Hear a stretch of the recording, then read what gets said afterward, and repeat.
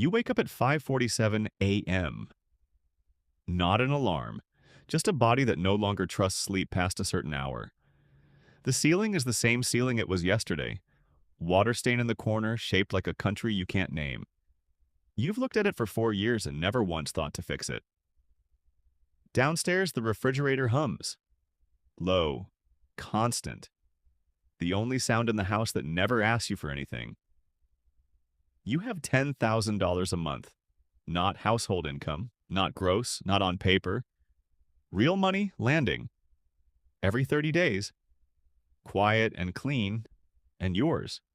And you are going to spend today the exact same way you spent yesterday. Because that's the part nobody tells you. The money doesn't change the morning. Part 1. The number that means nothing. $10,000 a month sounds like freedom. Say it out loud. $10,000 a month. It has a weight to it, doesn't it? Like a door opening somewhere. But you know something most people don't know yet. A number is not a life. You learn this the slow way. Not from a book. Not from a podcast host with veneers and a ring light.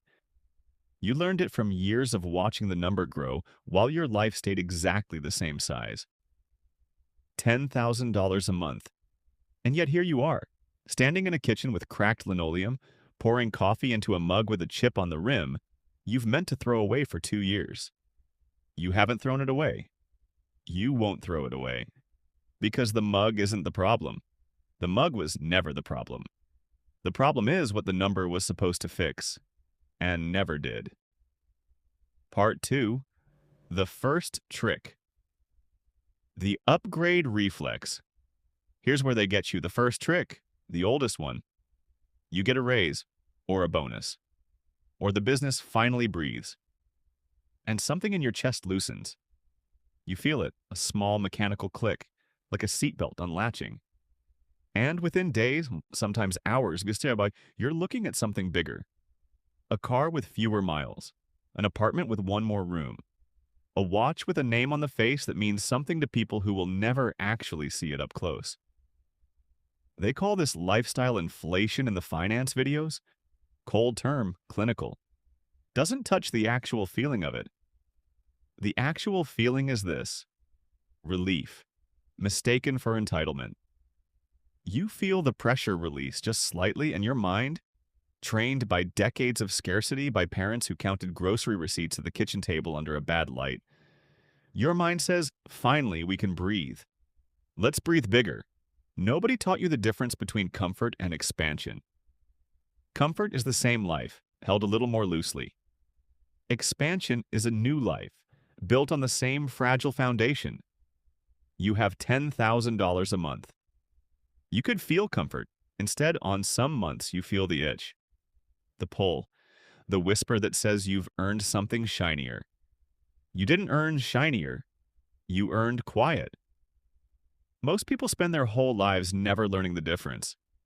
They chase the upgrade every single time the pressure lifts, and by the time they're 50, the number has grown 10 times over, and the piece has grown by exactly 0. That's the first trick. They don't take your money, they take your instinct for what money is for. Part 3. The house that watches you.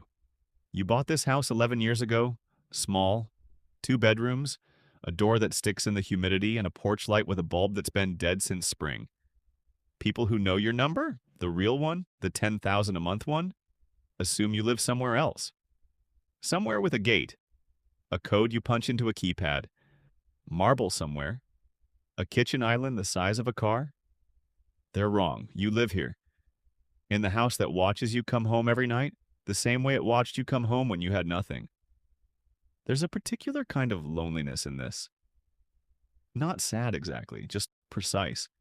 Nobody drives past this house and thinks, there's a person who's figured something out. They think modest, maybe stuck. You let them think it. Because the moment people know what you have, they stop seeing you and start seeing the number. Every conversation changes shape. Every relative remembers a story about needing help with something. Every friend starts doing quiet math behind their eyes when the check comes. You learn this early. You learned it the way you learn where the stove is hot, by touching it once. So you keep the porch light broken. You keep the door that sticks. You keep the linoleum cracked in the same spot it's been cracked since before the money ever arrived. This is the second thing nobody tells you about having money quietly. The invisibility isn't a side effect, it's the whole point.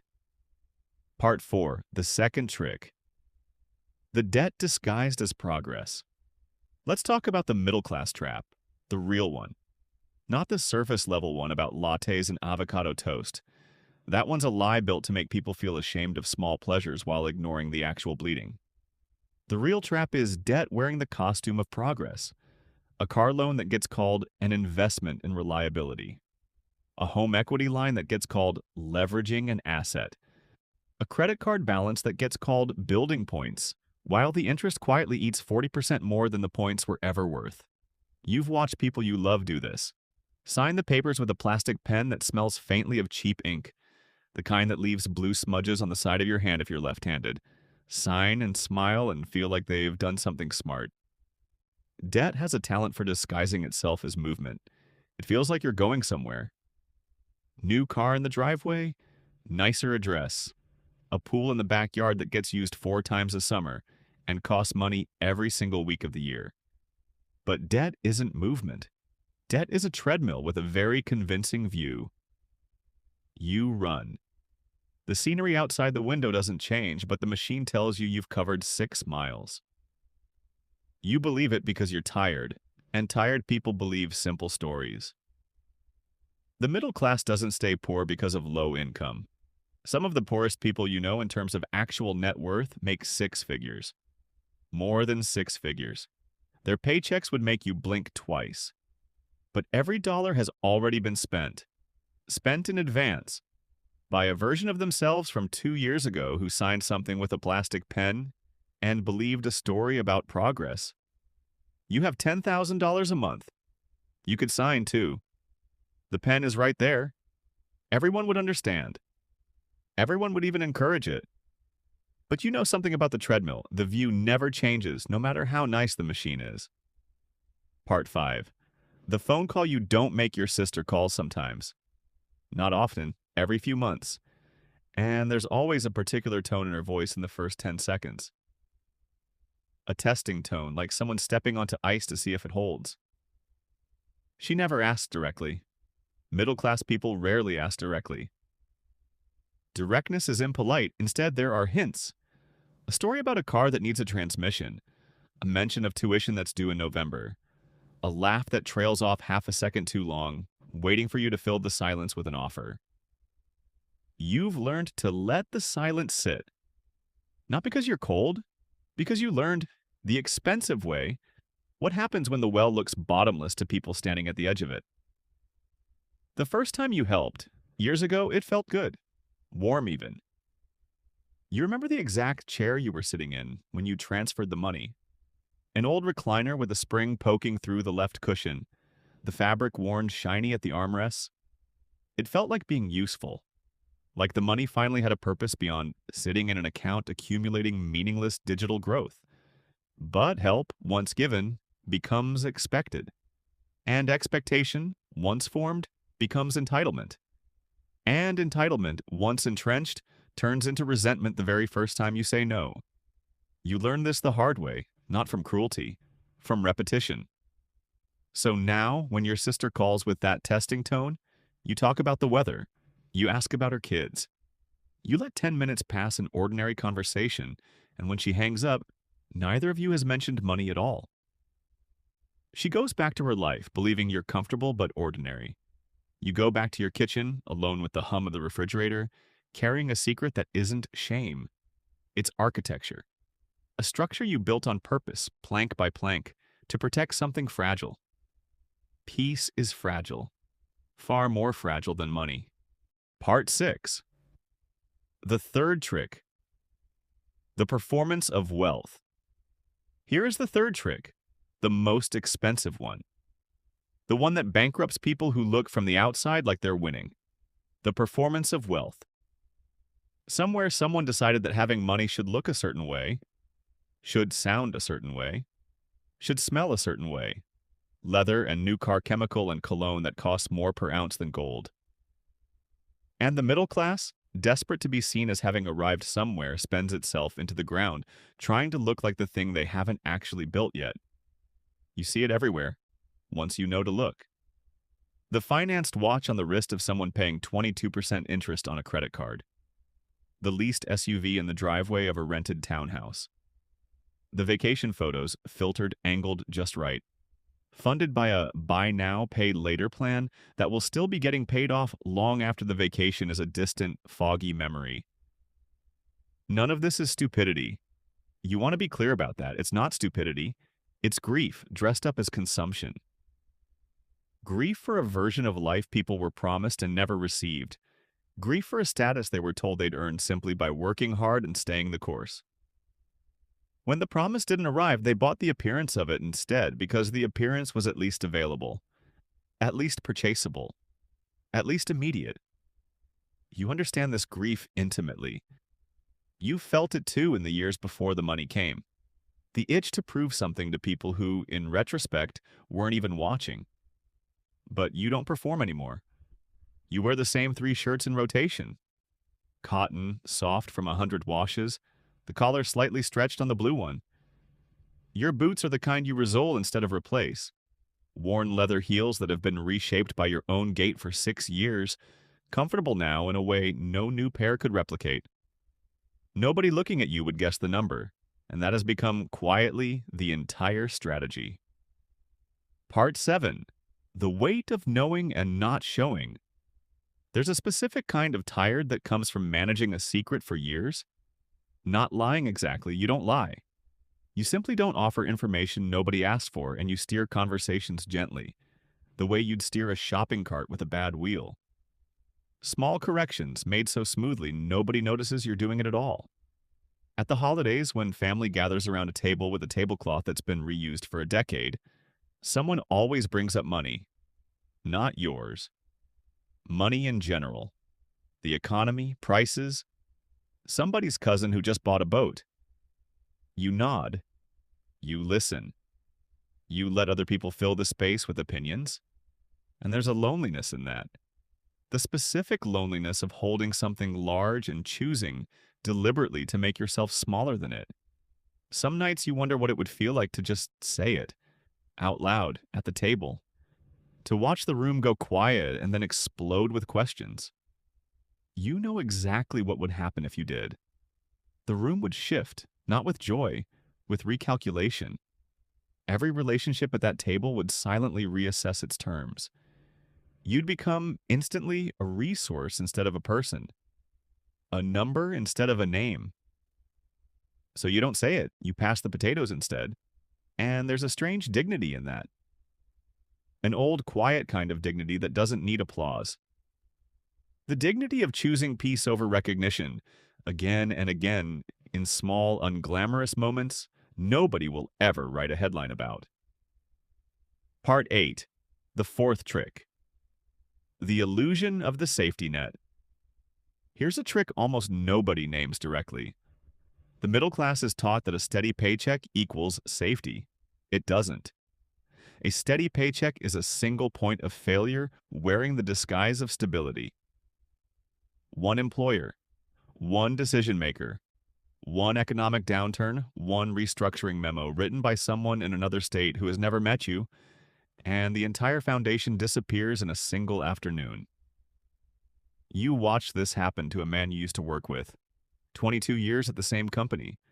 A watch they gave him at his 15-year mark, engraved on the back, sitting now in a drawer somewhere because he can't bring himself to wear it or throw it away. 22 years, and then a meeting that lasted 4 minutes. He'd built his whole identity, his whole sense of solidity, around a system that owed him nothing beyond his most recent paycheck. This is the trick. Not that people are lazy, not that people don't work hard. They work brutally hard. In fact, harder than most of the people telling stories about them from stages. Harder than most of the people writing books about their supposed failures. The trick is that hard work was sold to them as the entire solution, when it was only ever half of one. The other half is ownership. Assets that don't need you to show up every morning to keep producing. Money that works even while you sleep, even while you're sick, even during the years when your body simply can't keep pace anymore. You have $10,000 a month, and some of it doesn't come from anywhere you show up to. That's not luck. That's decades of choosing the quiet, boring, unglamorous version of every decision. The version that doesn't look good at a dinner party, doesn't photograph well, doesn't make anyone say wow out loud. Compounding is silent. It doesn't applaud you. It just keeps working. In the dark, while everyone else is performing. Part 9. The Ordinary Tuesday. Let's come back to the morning. You've had your coffee in the chipped mug you'll never throw away. The water stain on the ceiling is still shaped like a country you can't name. You'll drive the same route to the same errands. The car has 140,000 miles on it and a rattle in the dash that you've stopped hearing. The way you stop hearing your own name repeated too many times. At the grocery store, you'll compare prices between two brands of olive oil, out of habit more than necessity now.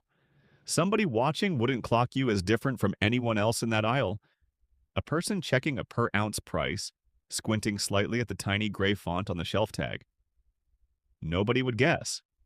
And that not guessing, that flat, ordinary invisibility, is the actual asset, not the $10,000. The invisibility itself. Because the moment people guess, the calculus of every relationship in your life shifts permanently. You've seen it happen to others. The lottery winners who are broke again within 5 years, surrounded now by relatives who reappeared exactly when the number became public and vanished again the moment it wasn't useful anymore. You didn't win a lottery. You built something slowly, in silence, over years that felt, at the time, unbearably slow. And the reward for that silence isn't a mansion, it's this. A Tuesday. Ordinary, unwatched, yours. So what did it buy you? The $10,000 a month. What did it actually purchase underneath all the numbers? Not a mansion, not a car that turns heads, not a table full of relatives suddenly suspiciously fond of you. It bought you mornings where the sound of the refrigerator is the loudest thing in the room. And that silence doesn't feel like emptiness. It feels like safety. It bought you the ability to say no to a bad opportunity without your chest tightening, without doing math in your head about whether you can afford to say no. It bought you the quiet, specific luxury of being boring on purpose, of choosing the same 3 shirts, of driving the car until it doesn't run anymore instead of trading it in every 3 years to chase a feeling that fades within a week of the new car smell anyway. It bought you distance from the treadmill, the one with the convincing view, the one so many people you love are still running on, still believing the scenery is changing. And it bought you something else, something harder to name. It bought you the right to be unremarkable in a world that keeps insisting you should want to be remarkable. Some people would call that sad, a waste. What's the point of the number if nobody ever gets to see it? You'd tell them if you ever told anyone anything real, the point was never to be seen. The point was to stop needing to be. You'll go to bed tonight in the same house. Same water stain shaped like a country you can't name. Same hum from the refrigerator, patient and constant, the closest thing this house has to a heartbeat. You have $10,000 a month. Tomorrow it will not look like anything. No trumpets, no montage, no moment where the life visibly changes shape. Just a mug with a chip in the rim, and a door that sticks in the humidity, and a version of peace that took years of unglamorous, invisible discipline to build. One boring, correct decision at a time, made mostly in silence, made mostly alone, made without anyone ever finding out. That's the secret nobody tells you about staying poor, and the secret nobody tells you about the opposite of it either. It was never about the number. It was always about what you were willing to look like while you built it.